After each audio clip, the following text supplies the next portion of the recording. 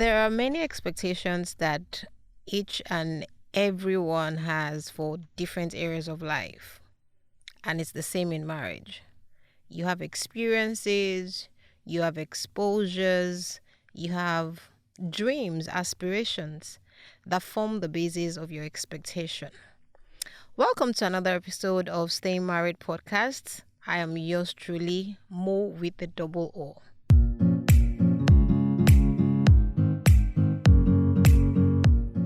Great.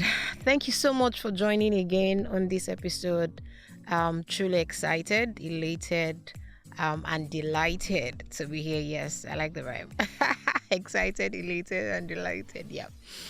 Okay, so today we're talking about managing expectations in relationship or marriage, and I think that this is a big one that we really need to sort of pay attention to because for every human being, there is something that you're constantly, looking forward to or anticipating or hoping for.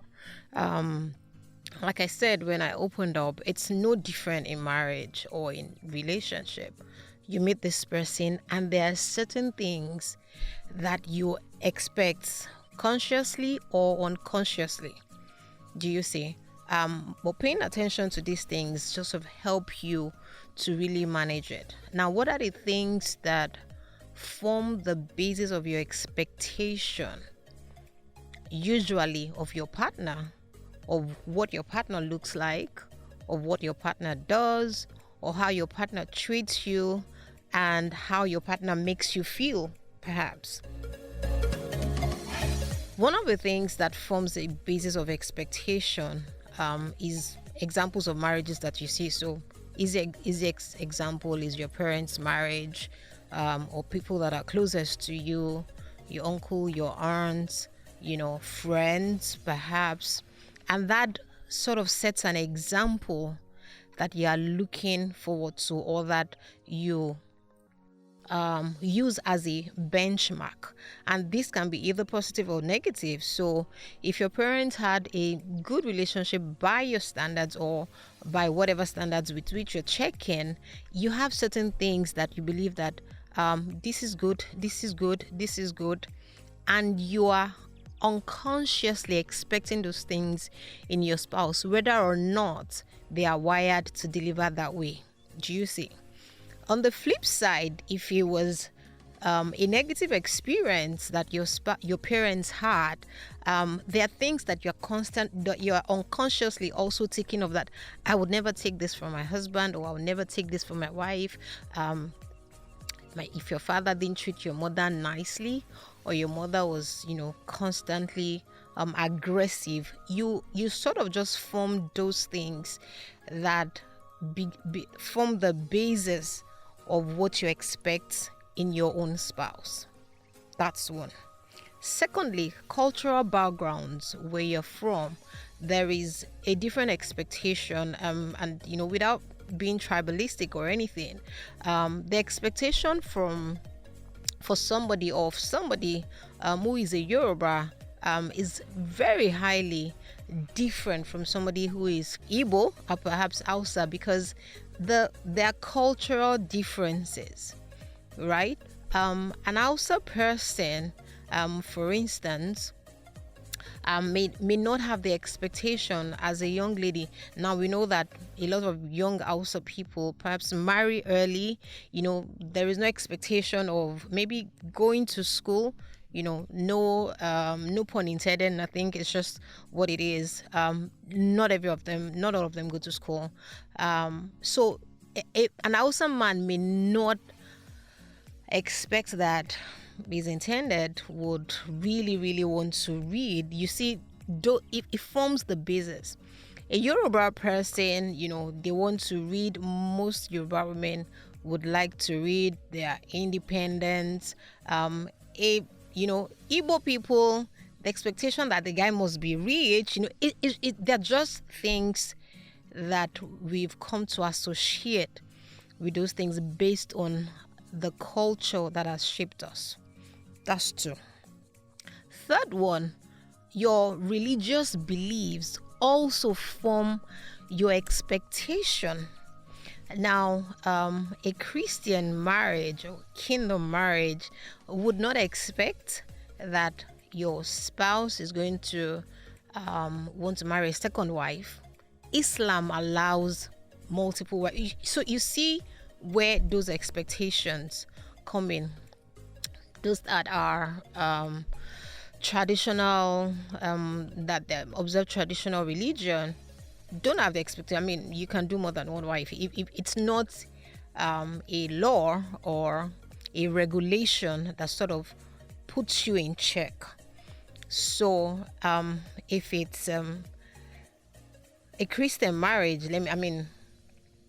that comes easy for me to use. You have expectation that this person is, godly, is truthful, is what's the word? Has given their life to Christ. Is what it is again. How am I going to describe this now? You just a saved believer. Yeah, let me put it that way. You have expectation, especially if you then meet them in church or you meet within that environment where it's faith that has brought you together. Your expectations are different. Also, trends, and social inclinations.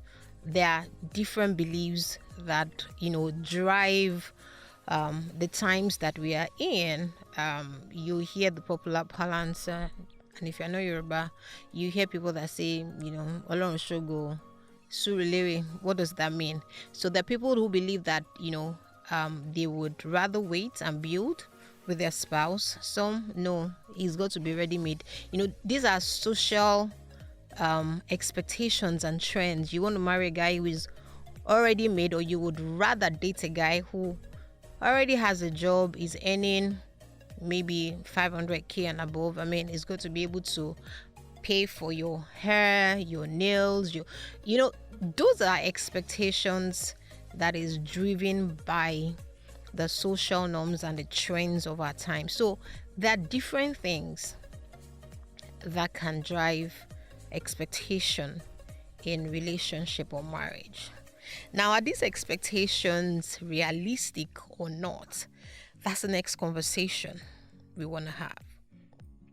Many times, these expectations do not take into consideration the person that you're dealing with. Again, we are different. We've grown differently. We have different backgrounds and shaped by different experiences, ideals, beliefs.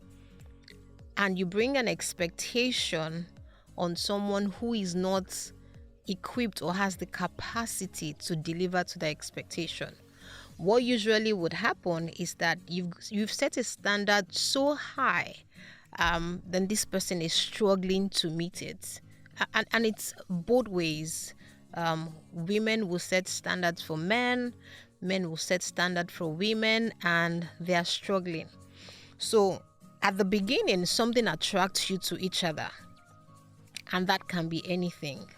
But as you then go along on the journey, because of the expectations that you have said that could have come from any of the areas that I mentioned earlier, you start to check, okay, this person is not fitting this bill.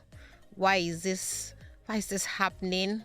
You start to get angry, resentment sets in, you're comparing. Many times, people do not discuss these things. So in your mind, they are just, this guy is not gelling. For those that are very clear as to what they want, they can quickly get to the place where you make a decision and say, you know what, this isn't working out. Let me take a walk. But if you're in marriage, that is not so easy to do. It's not advisable to do. So what is the right thing to do when it comes to expectation?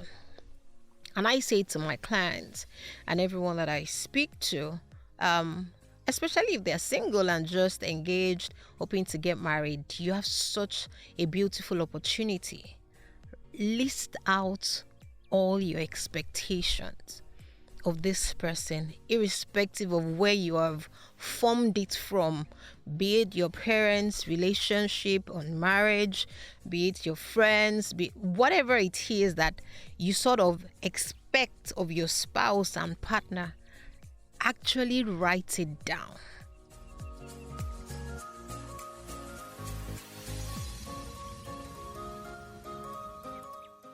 And when you do that, you are able to then have a conversation. That's the next level. Write down your expectations of your spouse. You expect them to wash for you, cook your plates. Now, let me give you a personal gist. So, I was very clear, some of the things that I wanted. And whilst I was single, there was this guy that was, my uncle had introduced to me. And even though it really wasn't the kind of person for me, but because I respected my uncle, okay, I said, yeah, I'll talk to him, let's see. But there was just something, right? And in the course of engagement, we were speaking. Of course, as we speak, each opportunity to have a conversation, I'm checking my, I'm running an interrogation in the background in my head as we're having conversations, looking for telltale signs that gives me an idea of what your mind really is, because if you're intentional about these things, you can know how a person's mind is wired from the answers that they say. The Bible says that out of the abundance of the heart, the mouth speaks. So it's what is inside that brings out what they say. So we're just having this conversation, very, unserious conversation, just regular. And we then started to speak about, domestic chores. I don't particularly like to wash. It's not one of my strongest house chores at all. And this interesting person goes, oh, really? You don't like to wash? I'm like, no, you must be able to wash, oh. My mother washes my father's clothes even till now. I'm like, you say what? No. I said, well, there's washing machine. He said, no. Hand wash. And she would iron his father's clothes herself. I'm like, wait. You mean no washing machine? He said no. And then she's the one that would. I am like, are you looking for a wife or a maid? He said, no. That's what his mother did for his father, and that is what he's looking for in a wife. I said, you have not found one. And he was trying to prove to me the reason why that made sense. But guess what, guys? In that instant, my mind was made. I knew clearly that there was no way. So this guy had an expectation that his wife was going to do exactly the same thing his mother had done for his father in this age and time. And guys, at that time, it lived in the UK for maybe 10 years. For the life of me, I could not understand. Now, I know that if what you are looking for in a wife is somebody who's going to wash your clothes, and it's not to say that you shouldn't be able to wash your husband's clothes. I mean, yeah, sometimes I wash, but it's not my responsibility. It's not a duty. It can't be an expectation that you would label on me, and that you would measure whether I'm a good wife or not by. Do you understand? It can't be the yardstick for measuring the value that I bring. That it didn't make sense. And so it was clear that this was not going to work. Right? So quickly, Oga, don't waste my time.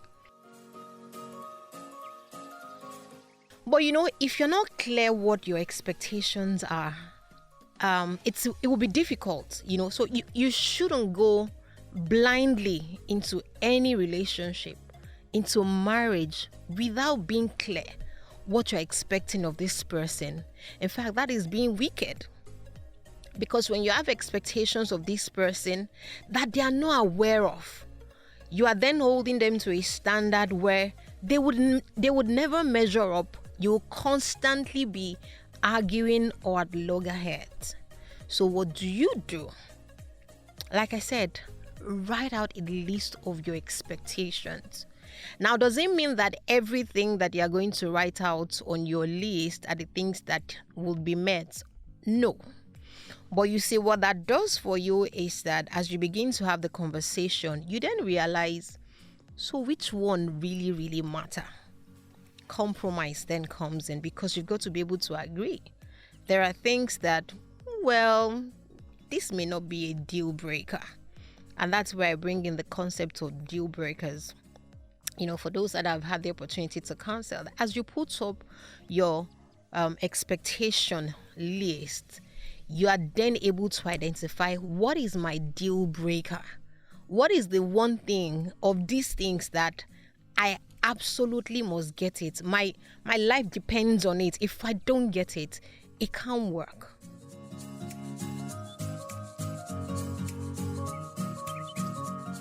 If your deal breaker is something that your spouse is not able to consider, do you see? So it can be an expectation that you have that this person feels that doesn't make sense. But if they truly love you and they say that, okay, well, I don't understand it, but I love you and I can make it work, we can work together. You see, that is a work in progress, and then you can agree that, yes, we will both work on it. But if it's a deal breaker and your partner says that, well, this cannot, I can't deliver to this, it doesn't make sense to me, I don't see how it would work, then you quickly know that you shouldn't be there. Now, if you are married, of course you cannot walk away. What do you do? Identify those things, right? And sort through them. So the ones that, yes, easily you can compromise on, it can change, it can work on. And you see that I've deliberately not put up any list for anyone. I've not said, oh, honesty, this one. No, because it differs for people.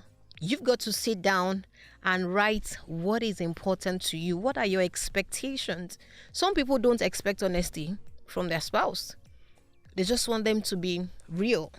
They just want them to be available. So I'm not going to give you 10 things that are expectations. You write what your expectations of your spouse is, what you want, because it is you that wants it. And then have that conversation. Some people want their spouse to be their cheerleader. You would think that should come natural, but some people are not wired that way. So if you let them know that I do expect this from you, it would make my life better, then you give them the opportunity to be able to do better.